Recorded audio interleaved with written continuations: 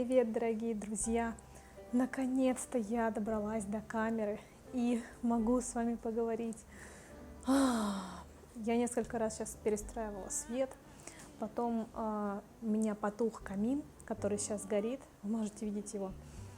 Потом, когда у меня потух камин, проснулся Миша. В общем, я уложила его спать, потом пришла сюда, камин снова погас, вновь разжигала камин, поставила сейчас свет заново, по-другому немножко, да.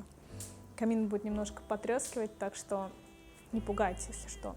Просто очень по вам соскучилась, мне захотелось снять видео, хотя бы как-нибудь, не знаю, поговорить с вами по душам о том, что сейчас происходит в моей жизни, обо всем, в общем, о том, что у меня сейчас в голове. Поэтому, если вам интересно, оставайтесь со мной. Поэтому, если вам интересны такие болтологические видео, то есть видео, где я буду говорить обо всем, то оставайтесь со мной. Сегодня последний день осени. Я думаю, что это видео выйдет уже в декабре, поэтому я надела шапку Санта-Клауса для того, чтобы быть в теме. Потому что, как всегда, я снимаю видео когда-то там через неделю после какого-либо праздника, потому что я всегда в делах. Как вы заметили, да, мы переехали. Мы переехали из даунтауна Сиэтла в пригород.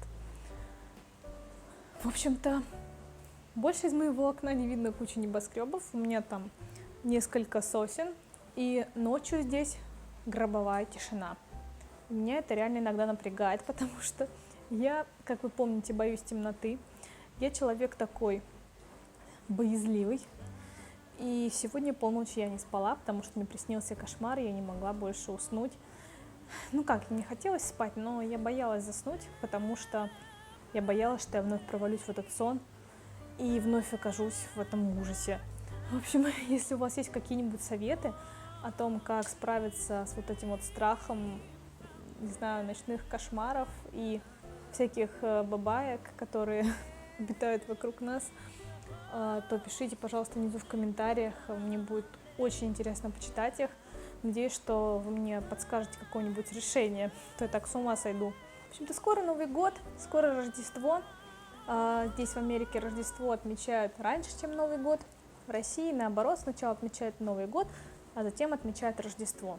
Американцы отмечают Рождество 25 декабря, а русские 7 января. Раз уж мы заговорили о квартирах и домах, я хотела бы поделиться своим мнением, по крайней мере, сколько я где читала, почему американцы так любят дома. У нас в России наоборот, все люди стремятся купить квартиру где-нибудь в районном центре. Лучше, конечно, в Москве, но в Москве там вообще нереально уже купить квартиру, мне кажется, только где-нибудь по периметру Москвы. В общем, вот, здесь же наоборот, американцы любят покупать себе дом, и их можно понять. Во-первых, дом – это как бы твой мирок. Здесь тебе никто не достанет, здесь тебя никто не будет утром будить своим будильником или смывом бачка унитаза. Никто не будет жаловаться на тебя, что ты слишком громко топаешь. Ты никого не зальешь, ты не причинишь никому вреда. В общем, у тебя есть бэк-ярд, то есть это такой как бы небольшой сад, грубо говоря, вот, где обычно газончик, можно поставить барбекю, жарить там хоть бургеры, хоть стейки, что угодно. Вот. И спереди у тебя есть просто прекрасная полянка с газоном, также свой гараж, в общем, все что угодно. То есть это реально твое. И этот дом, ты как бы в нем царь и бог, понимаете? А если ты покупаешь квартиру, то здесь, насколько я знаю, есть какие-то специальные сборы с жильцов, которые могут увеличиваться вообще в геометрической прогрессии. Приходится платить вот эти взносы какие-то членские, то есть комьюнити взносы будет платить все больше и больше, там может доходить до $500. По-моему, это грабеж, и я думаю, что многие думают так же. Вот, собственный секрет, почему квартиры не популярны. Плюс, как я еще говорила, звукоизоляция в домах плохая. Есть, конечно, классные дома, которые имеют бетонные перекрытия, но, как я уже говорила, это очень дорогие квартиры, и на них накопить мне кажется, очень сложно. Чтобы купить квартиру где-нибудь более-менее доступно, то вам придется пожертвовать тем, что вы будете слышать своих соседей. Нужно оно вам или нет, если можно за те же деньги купить дом. Ну да, будете ездить там какое-то время до работы, но оно того стоит реально. И раньше я, правда, не понимала, как можно так далеко забираться, сейчас так и живем, собственно, далеко, да, для того, чтобы, значит, иметь свой дом. Мне это казалось вообще бессмысленным. Но сейчас я понимаю, что в этом реально есть свой прикол. Здесь, в одноэтажной Америке, да, как ее все называют, у вас не будет ощущения, что вы где-то, знаете, в деревне. Потому что здесь все наоборот, понимаете? В центре, например, у нас всего там 3 торговых центра, практически ничего нет такого как бы для семьи, для family activities, вообще практически нет никаких. И там может быть 1 или 2 детских садика, никаких там плейграундов, indoor плейграундов у нас вообще нет. То есть там вообще ничего, ничего абсолютно нет, с ребенком погулять негде, грубо говоря. Парки там такие маленькие, плюс, конечно же, бомжи. И никаких таких больших торговых центров, типа как вот у нас, знаете, в Москве там Ашан, или там какой-нибудь, я не знаю, там Атриум или Метрополис, там такого вообще здесь нет, поймите. По крайней мере, в Сиэтле, в других городах, возможно, где-нибудь в Денвере, да, есть. Денвер, потому что огромный город, а здесь Сиэтл — это маленький город. И тут вся движуха именно на периферии, понимаете? Здесь вот, например, рядом с нашим домом, буквально там проехать минут 5, наверное, у нас 3 парка, в которые можно доехать на машине, вот, спокойно. Там и все, что угодно есть, вообще очень чисто, красиво, все ухожено. Плюс торговые центры, конечно же, их тут очень много.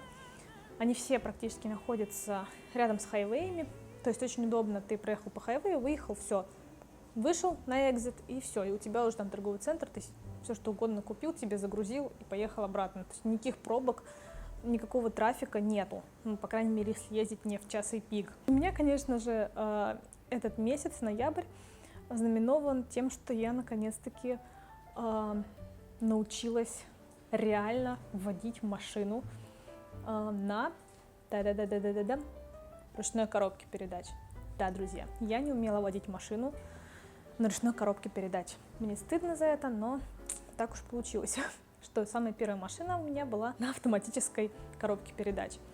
И вспоминая себя тогда, вот, сев сейчас за руль ручной коробки, я думаю, что вообще могло быть сложного в том, чтобы водить автомат? Это же так примитивно, это вообще очень просто, это легко. Но на ручной коробке вы реально чувствуете машину. Сейчас я могу спокойно обогнать, быстро, очень четко, резко. Я врубаю передачу, машина гонит, я резко включаю другую передачу, она еще больше вырывается вперед. В общем, ребята, это очень круто. Особенно для того, чтобы хорошо перестраиваться на хайвее. Ручная коробка самое то на самом деле. Я горжусь собой, ведь не каждая девушка может похвастаться тем, что она умеет водить машину с ручной коробкой. Первое время я, конечно, бесилась, потому что я постоянно глохла. Я как вспоминаю это сейчас просто. Но потом, знаете, постепенно, понемногу ездила, переборола себя, потому что было страшно. Но все-таки у меня это получилось. Самое главное, что нужно было сделать для того, чтобы, на мой взгляд, если бы я начала с этого, то мне было бы намного легче, это выучить, как вот именно переключаются все передачи, не делать это с таким сильным усилием. Все должно происходить плавно, аккуратно. То есть, когда я вот это поняла, когда я прочувствовала саму вот эту коробку, как вот ее двигать, как это все переключается, где какая скорость, она перестала быть для меня, знаете, таким ящиком Пандоры. Залезаешь в него, и ты не знаешь вообще, что это, какая-то передача, господи, как она ли воткнулась или нет, и ты вот берешь ее так вот, тыкаешь ее, она тебя еще не пускает, коробка, потому что ты не зажала сцепление, в общем, вольте, в общем, да, такой прикол. Камин у меня, как обычно, потух, да, там что-то тлеет, но Как-то очень жалко тлеет. Друзья, надеюсь, я смонтирую это видео достаточно быстро, где-нибудь числа, может быть, 2-3 я его выложу. Да, и заодно всех поздравляю с началом зимы, дорогие друзья. Пусть эта зима будет у вас самой снежной, самой красивой, самой волшебной, и сбудутся все ваши мечты и желания, которые вы запланировали на этот месяц. Мы с вами увидимся в следующем видео. Всем пока-пока-пока! Dashing through the snow in a one-horse open